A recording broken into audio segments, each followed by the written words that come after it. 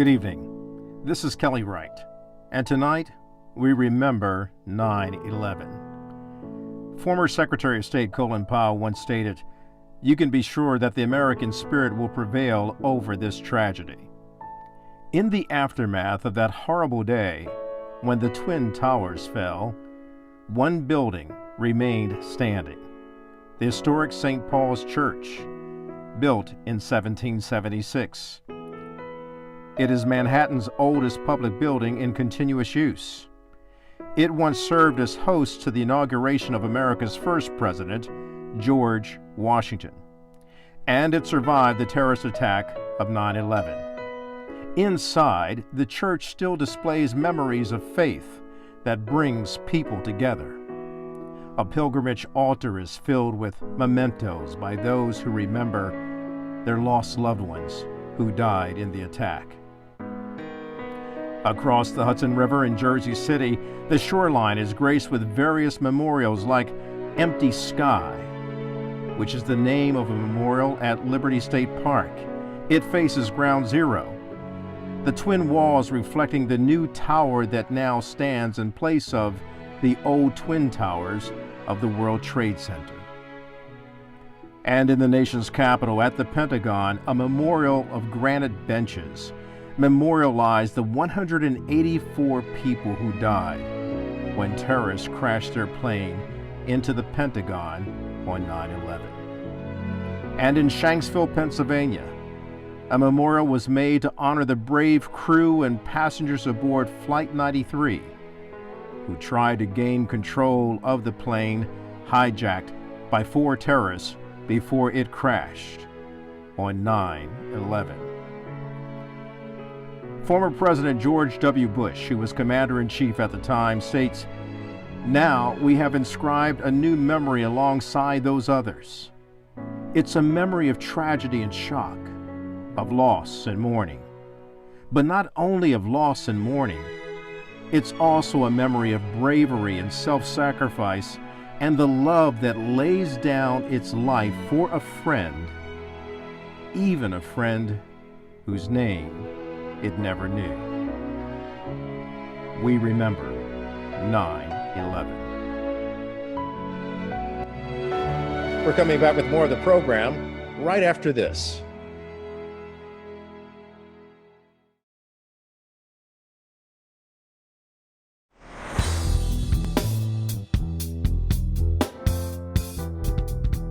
So welcome to today's program. It's a special as we reflect on 9/11 and what took place back then, that fateful September 11th, 2001, and how it impacted our lives. And then we fast forward to what we're confronted with today. The bottom line is that we need leadership in America. We need leadership in the world. Leadership is a cause for us to talk about this particular show as we reflect on 9/11, and then focus on the coronavirus pandemic, and then, of course, the epidemic of violence in our communities, as well as just the sheer nature of the fact that this is a pivotal voting season. Leadership has to be applied to lead our country forward so that we're one nation under God, indivisible, with liberty and justice for all. So I'm joined by my good friend, who is an industry executive, who has done some great things. And one of the things that he did for this country was to fight on battlefields to defend the freedoms we hold dear. And he is retired Sergeant Major Keith L. Craig. He is a veterans advocate. He is the author of Serving to Lead. He is a founder of Military Heroes. And it's just a wonderful thing that he does as an executive in industry. And he's reaching out to the world, and he's reaching out to people who are hurting. Sergeant Major Keith O. Craig, let me begin with you because you're the co-host of this program tonight as we serve together. United we serve. What does service mean to you? And as you recall 9/11, what impact has it had on your life? When I think back to 9/11, it was a horrific event. The reason why we serve is we go abroad to fight the enemy in their territories, in their countries, so they cannot come to America and fight or hurt any of our civilians, our citizens. So when I saw that happen, it almost made me feel like we had failed the country, because that's the reason why we deploy, to fight them on their land so that we don't shed blood on our land. And so it made all of us, my whole organization, feel like we had failed the nation. So, I still have scar tissue from that moment to this day.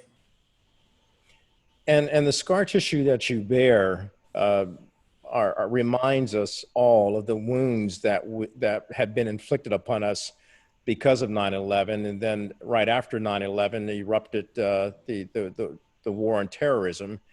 And you served in the military for 32 years. You served under various generals who helped lead the way, lead the fight. What's your message to America today in terms of not only not forgetting 9/11, but trying to make sure that it never happens again? Well, I think that we have to start to care about each other. We have to believe that tomorrow will be better. Be vigilant as well as resilient, but understand that tomorrow will be better, and just keep doing the best that you can do for your neighbors, for your brothers, and just support the nation as best you can, and stay positive. Believe that the glass is half full and not half empty, and that tomorrow will be a brighter day. I absolutely love what you just said. Working together, and tomorrow will be a brighter day, and to be hopeful. So I want to bring in our other panelists today for United We Serve. Let me start with Cheryl Smith. She is a publisher and editor of Messenger Publications, a 20-year broadcast journalist and a radio executive producer and talk show host covering health, societal, and community issues. Cheryl, your recollection of 9/11 and what Sergeant Major Keith L. Craig just mentioned about having a better day. Well, first I'd like to say thank you for your service. Appreciate you. Thank you so much for your service. And you have hit to the core, just listening and talking about how you felt like you failed the nation. And I remember what I was doing. I had just left the offices of the Dallas Weekly, where I was an editor, and I was driving to Denton, about 60 miles away, would you all say about 60 miles away, to teach a class at Texas Women's University. I got in the class as I talked to my students and tried to work them through what was happening and why it was so significant. There were a lot of tears. People were really, really frightened. And then I got back to Dallas to the newspaper office, and I started calling people. We had folks, some of you may know, the Proline Corporation, and some of their executives were up in New York and actually left their hotel room in their pajamas and robes, and took got transportation in New Jersey and got out of the area. But it was very traumatic as you feel like your home has been invaded. If any of you have had your house broken into and you come home, you don't feel the safeness, the comfortness. And that's where we were on that day. So I still have a lot of memories, but I still have to say that even with everything, even as we deal with this pandemic, my mind is always in a state of pandemonium, because Black people are suffering so much in this country. And so that September 11th, I just added to the list of things that constantly cause turmoil in my life. Cheryl Smith, thank you for that. I'm talking to Cheryl Smith as well as Sergeant Major retired Keith L. Craig.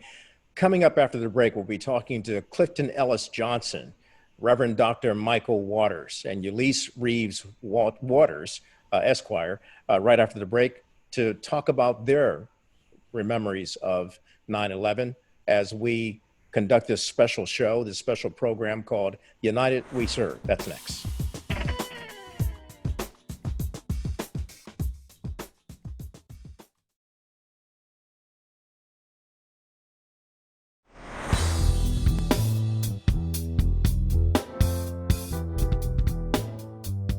And welcome back to the program. special edition of the Kelly Wright Show entitled United We Serve. We're talking to leaders in this nation. We've been talking to Cheryl Smith as well as Sergeant Major retired Keith L. Craig. He's a decorated war veteran and war hero. Joining me now is Clifton Ellis Johnson. He is founder and executive director of Empower Series Incorporated, providing financial coaching, counseling, and personal development workshops for students and adults. Clifton, where were you 9/11 and what do you recall? Well, thank you, Kelly, for asking that question. Just thinking about that has brought back a lot of emotion, even to this day. On that day, I was actually a consultant for a company out of California, and we were doing workshops for the flight attendants for American Airlines. I was in Miami at a very nice resort. The workshop started in the afternoon with a lunch, and it was going through the next day. So that morning, I was just getting up, doing my normal routine, getting ready for the seminar, and going downstairs and setting up the room. And I remember turning on the Today Show, just to have it going in the background. And I remember this like a two-punch fight where I saw the first plane going to the building, and I just couldn't believe it. And I was just dazed and in awe. And then the second plane hit, and that just knocked me out. I knew that that day was just going to be a different day. Flight attendants were flying in from different parts of the country, and I felt that the workshop was definitely off, and I had to make sure that the flight attendants were taken care of. There were flight attendants flying in who actually knew people who were on the plane. Their coworkers were impacted, their friends, and I was just totally drained being there for them and taking care of them as they came in crying and distraught. But through that entire day, I was just thinking of other people. And at the end of the day, I couldn't go home. I was living in Dallas at the time, so I had to stay in Miami for the entire week. I did not watch the TV. They were playing it over and over again. And I just remember being totally drained and sitting by the pool every day for an entire week. So it was kind of, you can imagine I'm at a nice resort by the pool, but truly I was just putting other things in my mind besides what was in the news and dealing with the horrific loss of life. And so even as we talk about this today, it's emotional to me. And when we fast forward and we look at the pandemic, it's the same thing, the loss of life. And my brother unfortunately passed away of COVID-19 in April, very suddenly. I just found out last week that my son, who's attending Ohio State University, was tested positive for COVID-19. And when I think about the hundreds of thousands of lives that have passed away, it's not just those lives, but it's the hundreds of people who are mourning because of the loss of life. And so when I look at the energetic energy that's affecting the world right now, we definitely need to have leaders that step up. And as Sergeant Major Craig said, we have to have leaders who have hope and who are injecting confidence and the fact that no matter how bad it gets, that we can get through this. One of the last things that my brother said when I interviewed him on my show was, whatever we're going through, never give up hope, because whatever we're going through is survivable. And so I believe if we hold on to that and really step up and look at, we are all leaders, no matter what position we're in, no matter what title we have, people are looking at us and they're influenced by how we act. And so if we step into that role of realizing that we have an influence of people around in our circle, and we lead with hope, we can get through this. Wow. Clifton, I first want to say I'm sorry that you lost your brother to COVID, and it sounds like it happened quite suddenly. And I'm also sorry to hear about your son testing positive. I want you to know that he is in my prayers, as well as the other panelists. I know they're all praying for you as well. And thank you for sharing such an important remembrance of 9/11, how it applies today. Also joining us on the panel for this special program, United We Serve, is Reverend Dr. Michael Waters, author, speaker, and founder and senior pastor of Abundant Life AME Church and the Joy Empowerment Center in Dallas, Texas. I like that, the Joy Empowerment Center. Yet you'll recall, Dr. Waters, that on 9/11, it was not a day of joy, but a day of sorrow. I remember that day quite vividly. Actually, we were together. We were students in college. And I got up that morning. I had been a student body officer the previous year and was sitting as a student member of our student board of trustees, our board of trustees for the university. So I took the one good suit that I had to the cleaners. And while I was getting ready to check out the cleaners and make my way to the first class, I heard the radio playing in the cleaners about a plane that had flown into the side of the building. And I remember thinking that initially that having not heard the news reports just yet, that it must have been a very foggy day for a plane to impact the building. And I called Ulysses, again, she was my girlfriend at the time. And I said, turn on the news. Some plane flew into a building in New York. And when she turned on the television, the story that was coming forth spoke more of the tragedy that was unfolding. I went back to my apartment for a brief moments, and then felt compelled to act. And so I put on the suit that I still had available in my house, and I went to the student center, and there were young people gathered together, my peers who were crying and holding and hugging one another. And having been a student body officer, I then made a beeline to the administration building. Didn't know what I was going to do, but felt like I needed to do something. And as soon as I reached the administration building, exiting was the then chaplain of the university, Dr. William Finnan. And his eyes met my eyes, and I just blurted out, we need to do a vigil. And he said, you plan it. I have to go tend to our students. And so for the remainder of the day, we planned the university-wide vigil, and we're prepared to hold space with our peers on such a tragic day. About midday, I had the idea of having journals so the students could write down their reflections in real time. Those journals now are housed at the George W. Bush Presidential Center, part of their archives because of what took place on that day. That evening, we were part of a gospel choir. We were singing and holding space with each other. I addressed my fellow students. I'm talking to Ulysses Reeves Waters, Reverend Dr. Michael Waters, Clifton Ellis Johnson, Cheryl Smith, and retired Sergeant Major Keith L. Craig.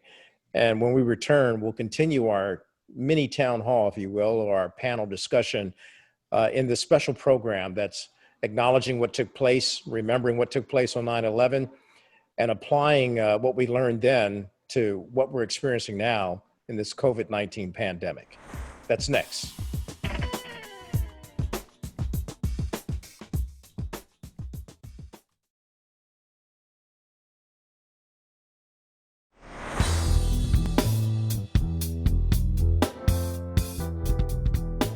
Welcome back to the program. So this special focus on the Kelly Wright Show tonight is all about United We Serve. And I'm talking to five incredibly gifted and talented leaders who put it all on the line to help others have hope.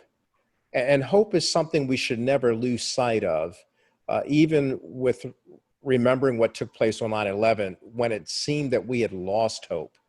But as each and every one of the panelists on this mini town hall called United We Serve have stated, hope is what sustained them and helped them get through the difficult times of 9/11. And to each and every one of you, what I recall on 9/11 was the immediate outpouring of a faith in God. I remember all members of Congress on the left, on the right, standing together in unity, singing God Bless America and praying. Where did that go?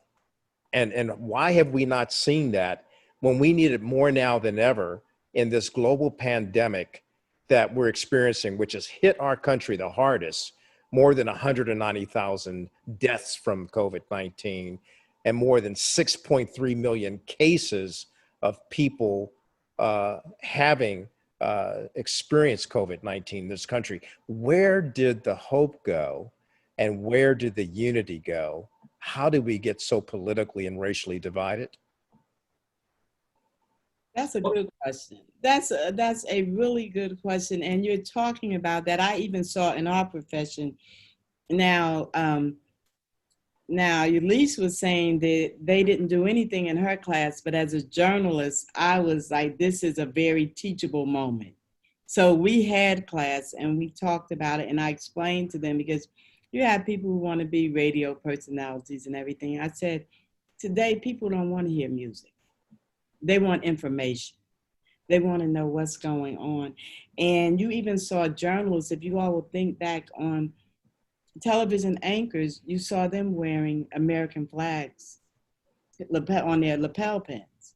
And you saw, even from journalists, you saw that emotion coming out. You saw journalists who were covering it. That was a very traumatic time for them. And guess what? This is very traumatic for us right now. Well, Sergeant Major Keith, let me bring you in on that, because you've experienced it from all sides, from the faith perspective, from the corporate boardroom perspective, and certainly from the military battlefield perspective. To Cheryl's point, we need more faith leaders to stand up, not just Black faith leaders, but all faith leaders.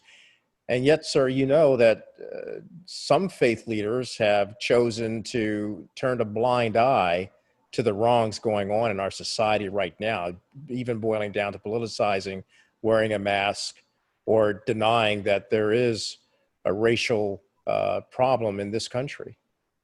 Yeah, I agree with Cheryl, but I also think that all leaders need to stand up, because, you know, the country is divided with multiple different people with different beliefs and different things of that nature. So we need leaders in every particular spectrum to stand up, so that people in the world can find somebody that looks like them, or at least is inspired or motivated by somebody like them, and so that they can help them to get to that place they want to get to.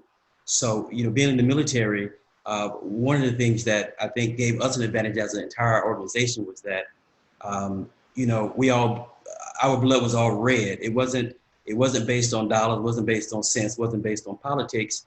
We all believe in the creed, and we all believe in the purpose and the mission. So, you know, when there's something greater good for the organization, for the country, you kind of step away from yourself. And that's why we celebrate selfless service as opposed to selfish service, which I think causes a lot of our problems in the world. We also worried about our own self, not understanding that if you do something for somebody else, you will actually feel better yourself, and you'll be more rewarded for doing for others. But, you know, right now the country is so divided based on, you know, us having to select policy over politics, or politics over policy. You know, it's just, people are confused right now, not knowing where to go, what direction to take. So, you know, all these need to step up and help out with the direction or where people should go. Like Cheryl was saying, you know, vote November the 3rd, very important. And don't just vote based on colors and creeds and things of that nature.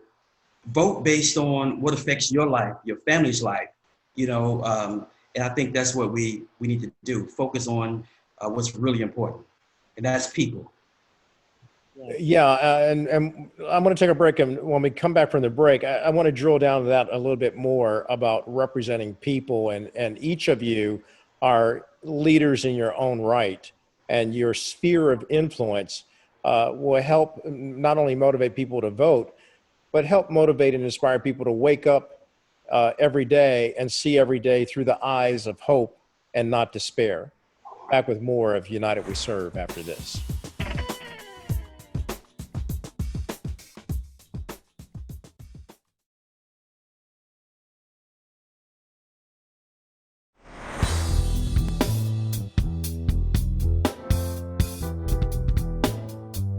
And welcome back to the program. So I'm talking to, you know, I call everybody my friend on this show, because once you come on this show, you are my friend. So I'm talking to my friend, and of course, Keith knows me very well, Sergeant Major retired Keith L. Craig, decorated war hero. I'm delighted that he talked to me about having this special program, because we do need to talk about leadership in our country.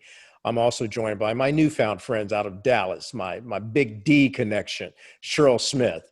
And then, of course, Dr. Waters and his lovely wife, Ulysses, who is an attorney, and then Clifton Johnson. Clifton, you have an Empower series, and so you're talking to people a lot about empowering them financially, and yet here we are in the midst of this pandemic.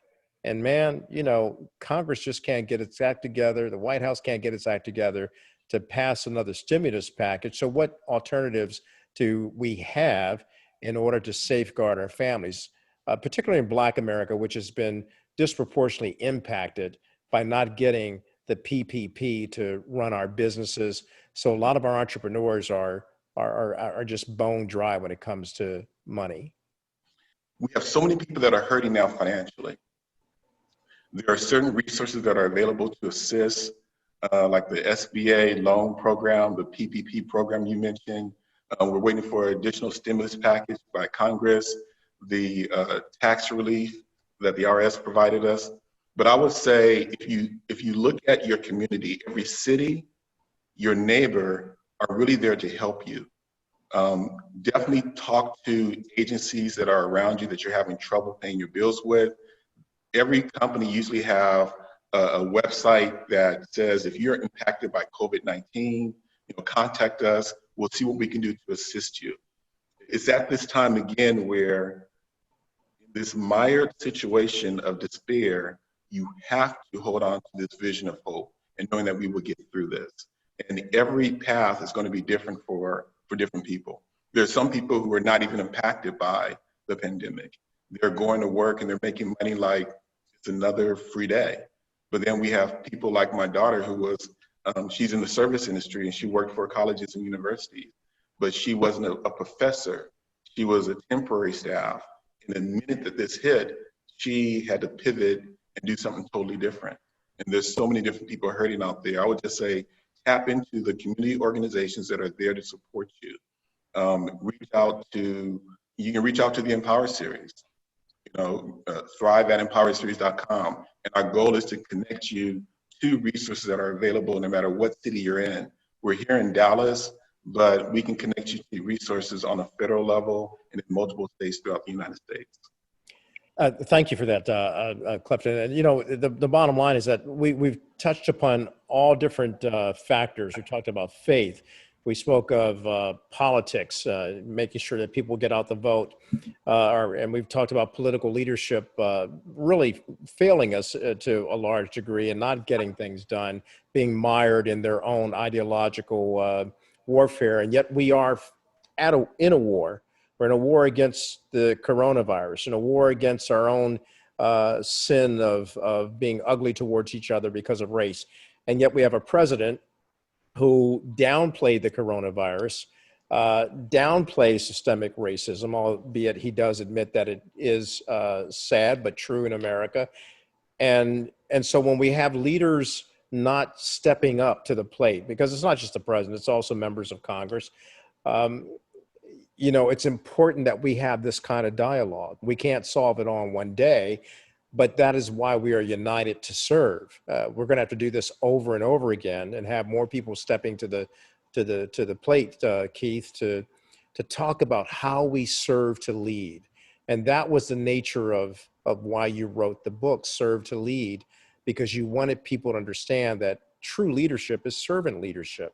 I want to talk about that before we leave you in the show. So we're going to take a break and come right back with our final look at United We Serve, how we serve to lead, how we apply servant leadership, as all of you have so eloquently discussed. Back with more after this.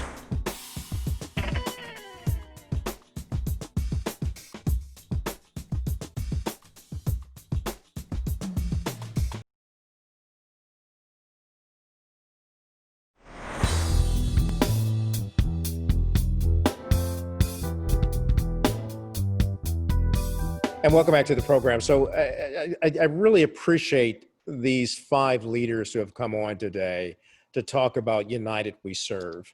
We've heard from Clifton Johnson. We've also heard from Dr. Michael and Yelise Waters of Abundant Life AME, and then from journalist Cheryl Smith. And of course, Sergeant Major retired Keith L. Craig, a highly decorated veteran of the United States Army, 32 years in service, might I add.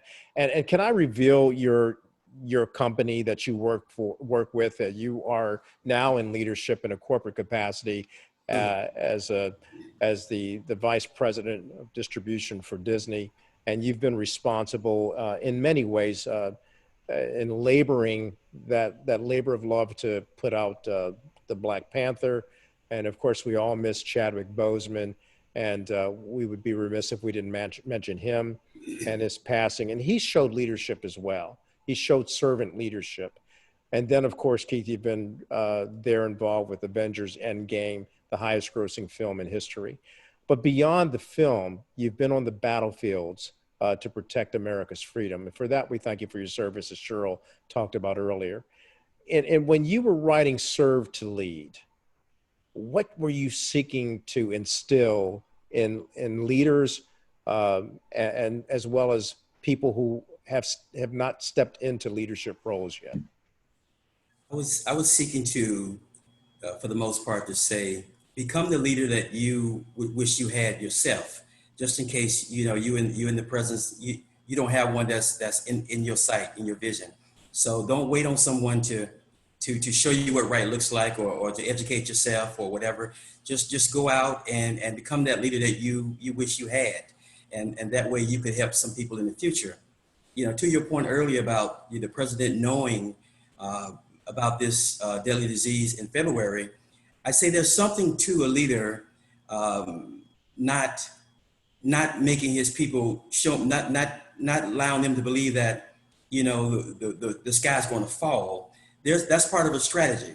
At the same time, you still have to trust the science behind what's going on. So while you're not acknowledging it publicly, maybe it's still, you got to still trust the Dr. Fauci's of the world and all the people who know what right looks like and know how to fight the pandemic. So you can't go around and close your eyes to it. You have to fight the battle or meet the enemy where it's at, which is what we do on the battlefield. We meet you where you are, and that's how the fight starts off.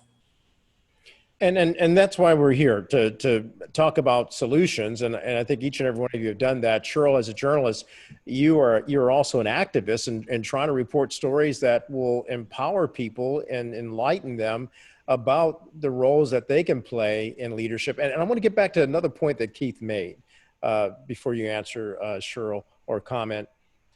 He talked about we all have the ability to become leaders, which means we don't need to be dependent upon a president. We don't need to be dependent upon members of Congress or our local municipality leaders. But we've got to circle the wagons and be collectively united and engaged to help each other develop hope and faith and love to push through this. That means we, the people, by the people, and for the people, must exercise our leadership abilities to serve each other. That is so important. And I like the point because we're talking about voting. And I just think about the 22-year-old who thinks I've never been in love before with the hard head or whatever, or that they just think I don't know anything. I sit there and I say, maybe you're not as smart as you think you are. But anyway, I think that we're looking at the media is complicit in everything that we're dealing with. And sometimes it's like he say, she say journalism. This person said this person said that, but where's the investigation part? Where is the media coming in and righting the wrong? And we're seeing a lot of that more now. But I'd like to see more, again, of us embracing one another. We can't afford to throw anyone out, so we cannot get all up in arms. And young people are doing some great things, and we need to understand that. We also need to understand that we have a media that the Tupac Shakur that you saw was not the one who in his later years was out there encouraging people to vote and talking about voter education and registration. That is not the image that they wanted to put out there. And we have to do something about that. Even today, people are sorry about how they treated Chadwick Boseman, who you mentioned, but that was because they did not have information. So what does that tell you? Stop judging people by your own life experiences and try to be more understanding. And we'll continue our discussion after the break.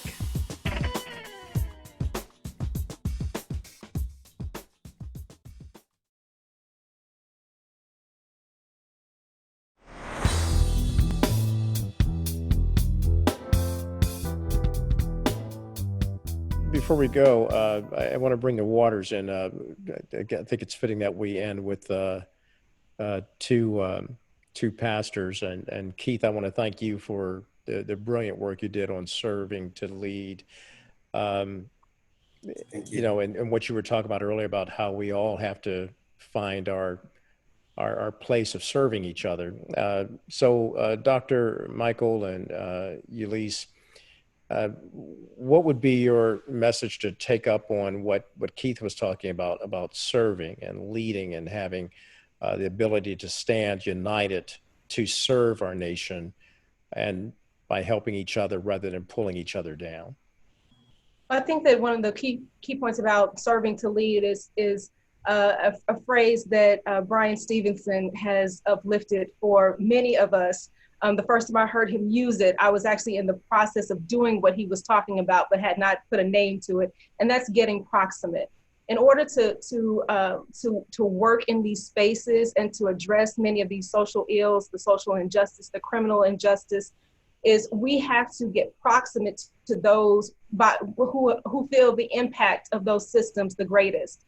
What we do with Lone Star Justice Alliance is we believe in having impacted people at the table. We employ folks who have been formerly incarcerated because there's the only way for us to know the ways that we can come alongside folks who have been most impacted is to hear their voices and to hear their solutions and to put our labor behind their intimate knowledge of the situation. And so as we fight for these spaces of justice, if you are interested in joining us, please go to www.lsja.org and help us in this fight for racial equity and racial justice and criminal justice.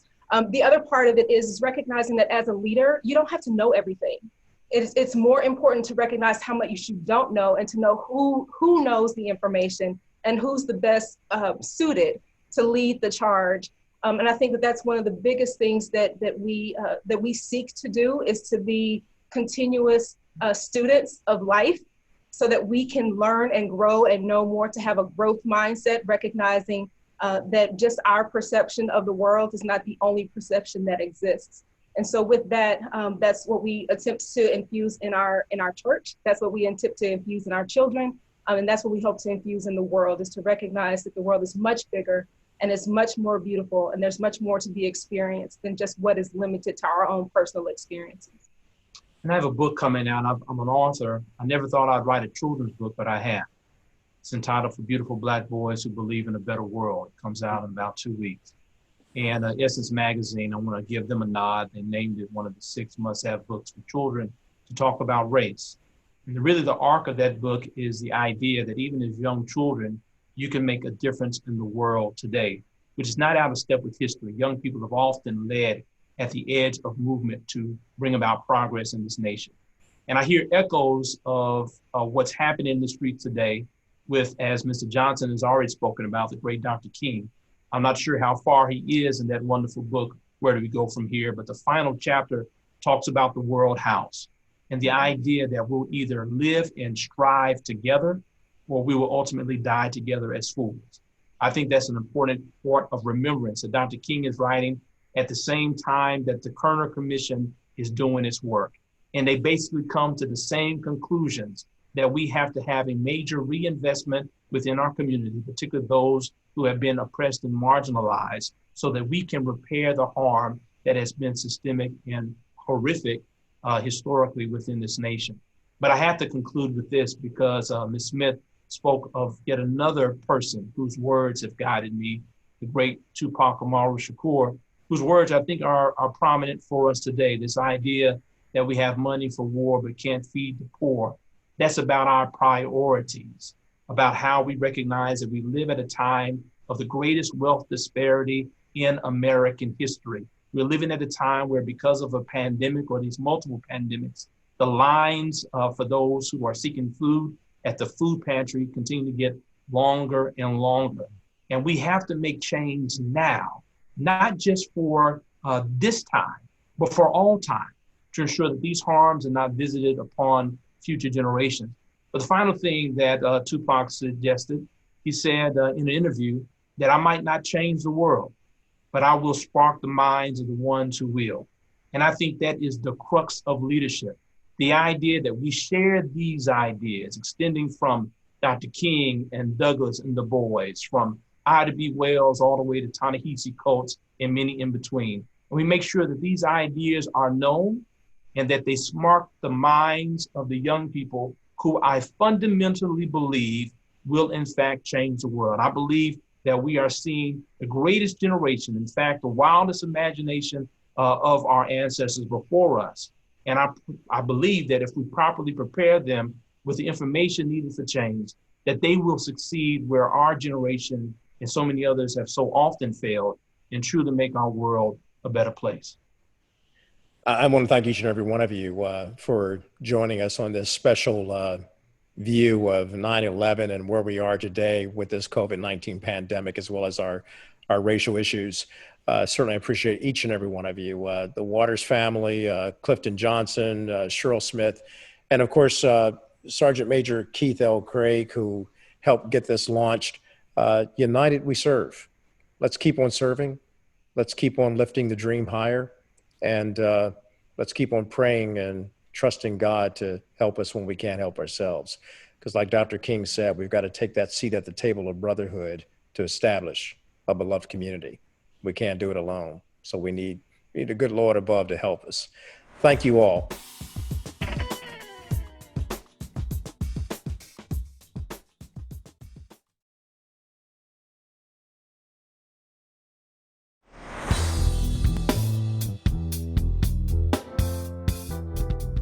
And welcome back. I hope you enjoyed the guests that we had on today. I appreciate each and every one of them in this special edition of the Kelly Wright Show called United We Serve, as we remember 9/11.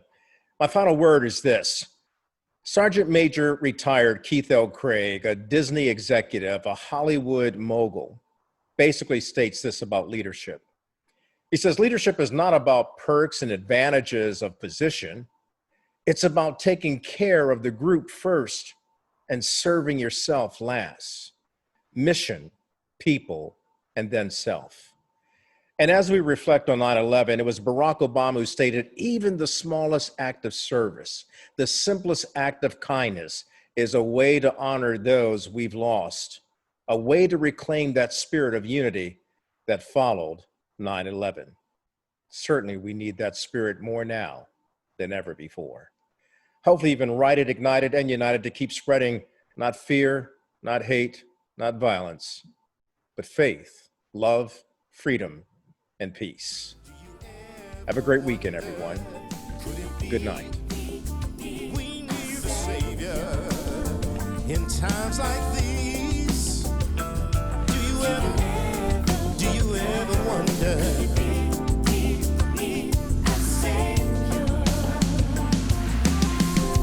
Lord, we need salvation.